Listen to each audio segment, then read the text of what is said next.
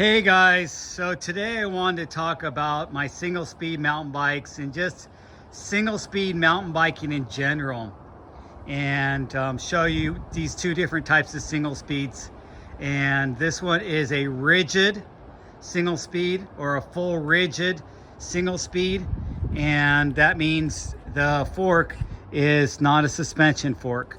So a lot of these bikes were sold years ago, and somebody might remember like the Kona Unit, the Surly Karate Monkey, some of these original Marin. I remember my friend had a Bianchi Mus or Seuss or something like that. Anyway, these bikes were sold. It was a real inexpensive mountain bike to get into mountain biking, that because you don't have any gears, you don't have any suspension, you don't have those expensive parts. So obviously, I've taken this to the other extreme, but this is what they look like in general, with just a steel frame and a rigid fork. And then single speeds kind of got a little more sophisticated, more modern. Obviously, this is the more modern version with my Escar Jaffe, because they became a little more slack, a little more capable, a little more trail, enduro type orientated, with the slacker head tube angle, the low slung bottom bracket, and the ability to run really big tires and kind of make up that gap of somebody that wants a, not necessarily a pump track bike because you're not on a track, but somebody who wants a single speed that's capable of doing some rocky, chunky stuff along with like jumps and stuff like that. So this is what this single speed is. So single speed, I think the original single speeds were just a cheap way to get into mountain biking, and a lot of people bought those original cheap single speeds just because they wanted to be out on the trail. They wanted something inexpensive. They didn't want to spend a lot of money buying expensive XTR group or real expensive SRAM, group or anything like that for their bike. They wanted something that was just bare bones, but they could still ride it on the trail. And those were the rigid steel hardtail single speeds. And then I went to the other end of the spectrum and built up this custom one just because I could and I wanted to. And this was my daily driver for many years. This is the only bike I rode. So I didn't have the plushness of a nice suspension fork, because a suspension fork adds a lot of plushness, but I did make this a little bit slacker than the original ones, and it didn't need to be too slack because my fork isn't compressing down, so I'm not getting steeper on my head tube angle as I'm going through the trail. It's staying static at a 65 or not 60, 64 and a half head tube angle, so it's staying static at that. Whereas my more aggressive steel single speed that has the fork is a more aggressive 65 head tube angle, but it also travels through that travel and gets steeper as it drops through the travel into that fork. So it'll steepen up, and that'll make it a little more challenging when you're going down steep, chunky stuff. But having that fork means you could plow through things, that this fork's going to absorb some of that stuff, and if it dives down a little bit, it won't dive down so much that it'll put you over the bars like a real steep head tube angle traditional cross-country mountain bike design was years ago, which is now probably more on like the same design geometry of a gravel bike. So a couple considerations when you're building up a bike. Do you want to make just a lightweight bike that's not made towards aggressive trails, just made to be super light and just kind of climb up the mountain and go on flatter trails and not need to deal with so much chunk and so much loose dirt and stuff like that? Then you could build it up that way. This is kind of built in between because it's light, but it has the bigger tires and the wider rims to compensate for the lack of suspension and the ability to have traction over some loose and chunky conditions. Obviously, this takes it to another level with having that fork on there and I think they both have the same front tire now. Yeah, they both have the same front tire, but this has a little bit more aggressive rear tire with that bigger 2.6 rear tire. And then I wanted to talk to you a little bit about tire inserts. So I'm currently using this on a lot of my bikes now, which is the CushCore Wide.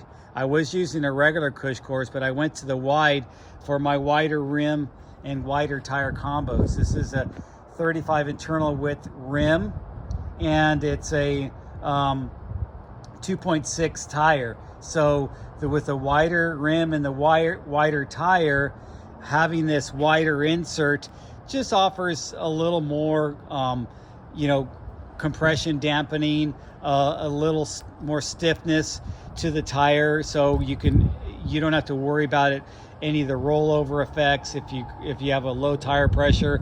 And plus, when you land hard on it, it obviously protects the rim, and it works as a run flat. So you're not worried about getting a flat. You can just ride all the way out of the trail just on this CushCore and your tire, obviously. And then I also want to talk to you a little bit about gear selection. We hear this all the time. What gear should I run on my single speed?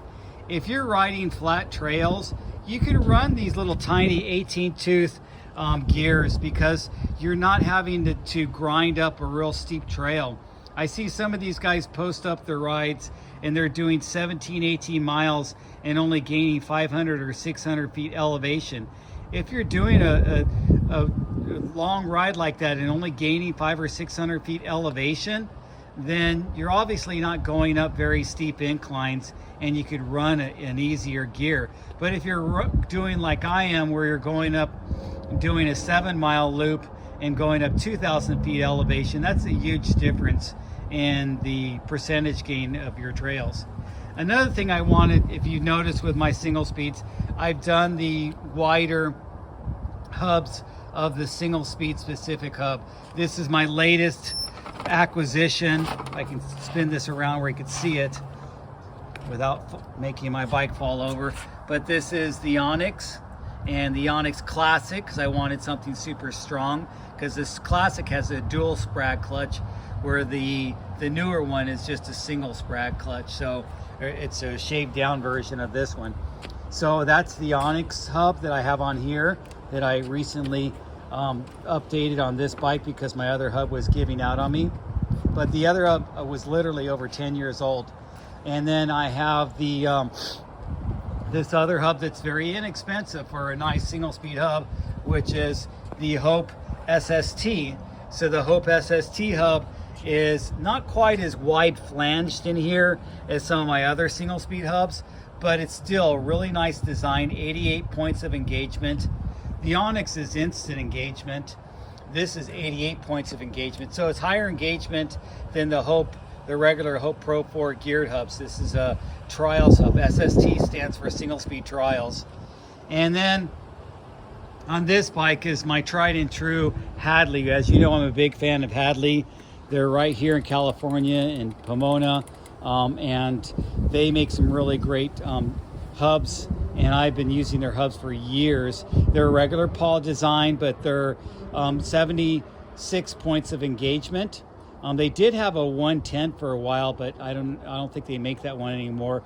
But it's tried and true, has normal bearings that you can just press in, that you can get on Amazon or whatever. I usually go with a little bit higher grade bearings, but I don't do ceramic. The one thing that's expensive in what they do on Onyx, it's nice right out the gate, is they give it to you with ceramic bearings already in it. So you're paying more for the hub, but if you were to put ceramic bearings on your regular hubs, you would be paying another $200 just on bearings alone anyway. So the price is justified, I feel, for the Onyx. And in these you could save money. I guess you could put ceramic bearings if you felt like it, but why bother? Just use regular bearings and just put fresh bearings in when they wear out. But those Hadleys are just tried and true. And this is their newer design. It was the older design that finally wore out on me, and then I had to replace. It was on that wheel set. So that's something to consider. You could just use a regular wheel set and put a bunch of spacers in here and just space it out. the free hub body is just going to be a little bit longer, and you're just going to add spacers in there. Does it make a big difference? Not really. It's just more looks than anything, but your wheel won't triangulate as much, meaning it's going to be, if you look down the way it's dished over, a wheel that has a single speed hub won't be dished. It'll be center dished, a little closer to center dished than a wheel that's a geared wheel, where it'll be offset and it'll be dished over away to the non-drive side to compensate for that cassette or that free hub body. So anyway, that's my spiel for today. I just wanted to talk about my single speeds and answer any questions you guys had about getting your first single speed, if that's what you're into. Honestly, I would recommend getting like an inexpensive steel frame, maybe even getting a rigid, but if you could find one with an inexpensive fork, just get it with an inexpensive fork and use that as your first single speed. I wouldn't recommend getting your first single speed fully rigid if you didn't have to, but if you want to go that route, it is going to make for a little bit snappier climb, and it is going to give you some skills that you wouldn't necessarily get from riding a bike with a fork. I mean, a little bit more skills. I don't think there's that much of a difference, but it makes you use your body more with a rigid bike. Anyway, I will talk to you guys later. Thanks for watching. I'm going to get up in those mountains pretty soon, but it's really cold and windy and snowing up there, so I'm just waiting for those mountains to clear up and get some better weather. And plus I have to work during the week, and I just wanted to throw this video up, and because I needed to get outside, you guys. I'm just tired of being locked up inside with all the rain and the snow we've been having lately. Talk to you guys later.